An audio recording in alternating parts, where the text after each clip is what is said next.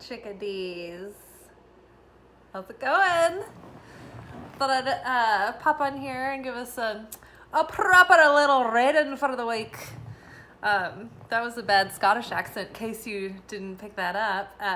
I'm going to use the Oracle of Oddities, editions 1, 2, and 3 combined. That's by Claire Goodchild. Her brand is Black and the Moon. This is my favorite, one of my favorite decks of all time. I use it for myself every single week, and I also use it for every single client that I do readings with. This is the most unique deck. I don't want to give too much away, but you can see that she has like these like Victorian style like pen and ink drawings, one little word descriptions, no booklet, all instinct. I just saw 111. I've just been seeing 1111s and 111s and 222, 333, 444, like almost to the point where it's just like, you know, no big deal. Like I feel like some kind of hype man, because I'm like 111, 222, up with that 333, like represent. 615, motherfucker. Yeah, so without further ado, let's see what the week is holding for us. What does the week have in store? Ooh.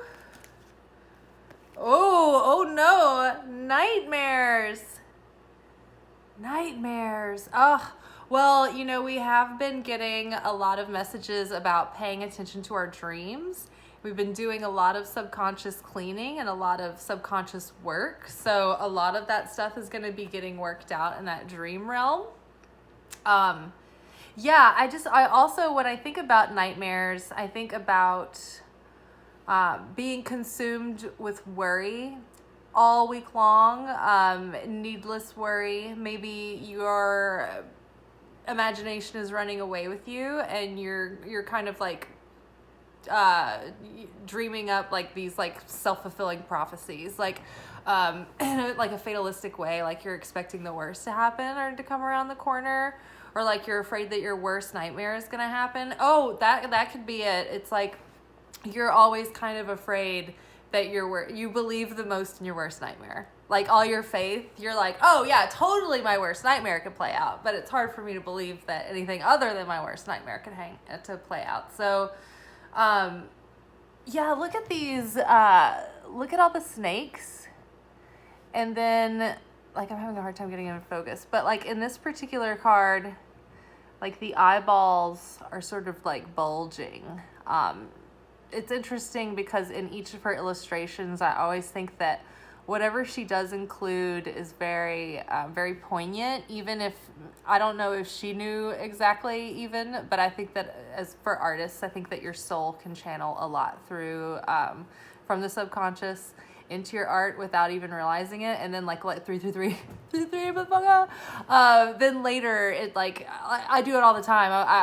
I look at something that I made and I'm like, oh my gosh, I didn't even realize, like, or like my photos for my readings, like a lot of the time there's like built-in Easter eggs around the card that like works into the storyline and the picture in a subliminal message kind of way. And sometimes I know that it's happening, and sometimes I'm like, oh yeah, I'm gonna incorporate these themes. And then sometimes I don't even know. I'll have like a hunch, like, go get that book and open it up, and there will be something relevant that you can like take the photo with the card, and I'll just know instinctually that it's right. But then later I like go back and look at it, and upon further examination, I'm like, oh my gosh, it's like a continuing story on the card. So crazy. Okay, so be mindful not to let your nightmares get away from you this week. Just keep yourself, I love pillows, but I'm like, I almost have too many right here. Yeah, try to keep yourself calm and your thoughts clear. What else do we need to know for the week? Ooh, embrace. This was one of my personal cards for the week. Ooh, so the 4 came out together. Revelation. Love this. Anger. Oh, okay, cool. All right, so I'm gonna try to like order these so you can see them. Okay, so we have the nightmares. We have embrace, the revelation that you're going to be getting about your anger, right? So pay attention to the thoughts that plague you this week, because you are going to be able, if you embrace them and you don't try to numb them, like so many times when I mean, I do it too. If I'm just like super anxious or something, I'll try to do something to anesthetize it. And, you know, prayer, meditation, like a bath, smoke some weed, like whatever, you know, you're trying to like calm your nervous system. But sometimes you need to really sit in the discomfort. And I think this is one of those weeks where before you try to alleviate any kind of like tension or stress, or like before you try to get the feeling of the nightmare under control so you can unpack it, first sit with it and really examine that and embrace the feeling without letting it like overtake you or have control over you. Just try to detach and observe yourself having those thoughts.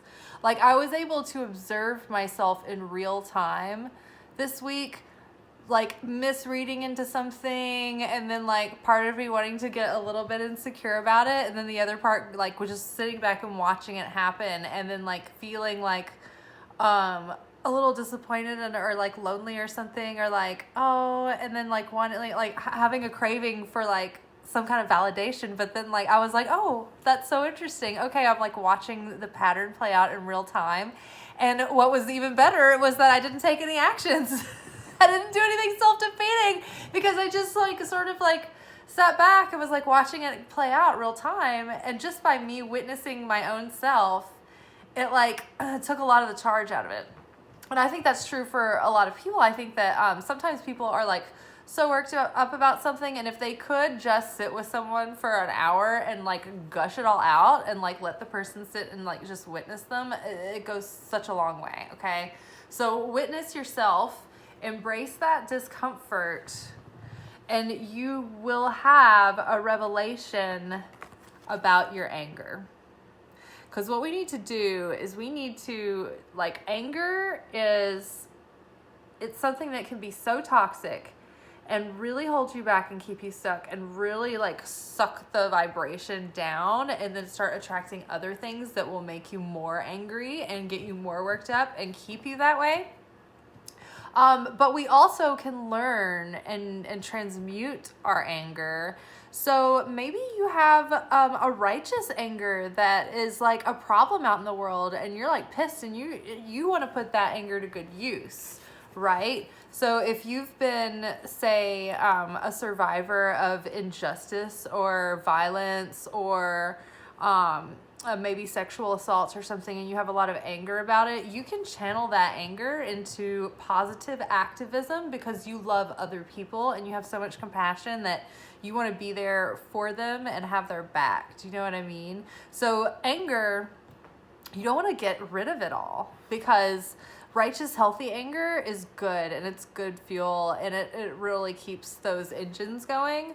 But you don't want to have toxic anger that weighs on your heart, and that you can actually get sick in your body from it. Anger, I think, affects the liver, if I'm not mistaken.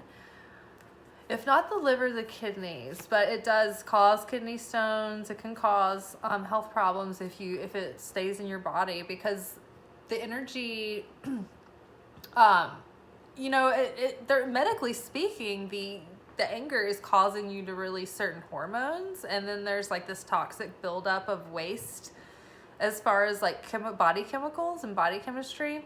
And then in the energetic world, there's like all this sort of like soot and tar that builds up in your aura or whatever. And so it creates blocks, and then it attracts more things that are just like, ugh, so fucking ugh. So you don't want that, okay? So embrace your nightmares, sit with the feeling of it, open yourself up to the revelation, and it will give you some insight about that anger and how you can heal that anger and release it. So just so you can see the pictures. So here's Nightmares again. Love her art. So good. Embrace.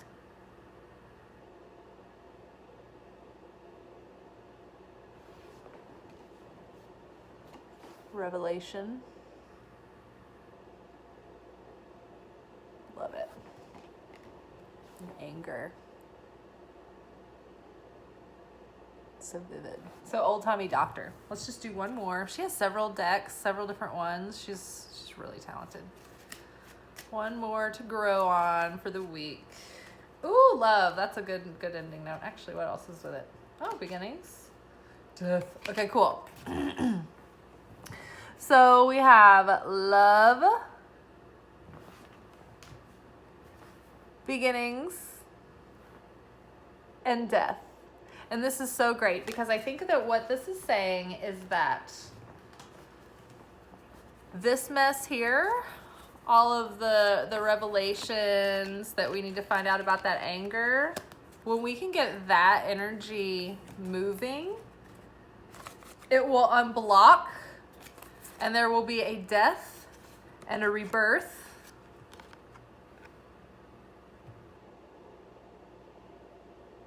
And that anger will be released and it will be transmuted, and all that extra space can now be filled with love. Not too shabby. Not too shabby at all, if I might say.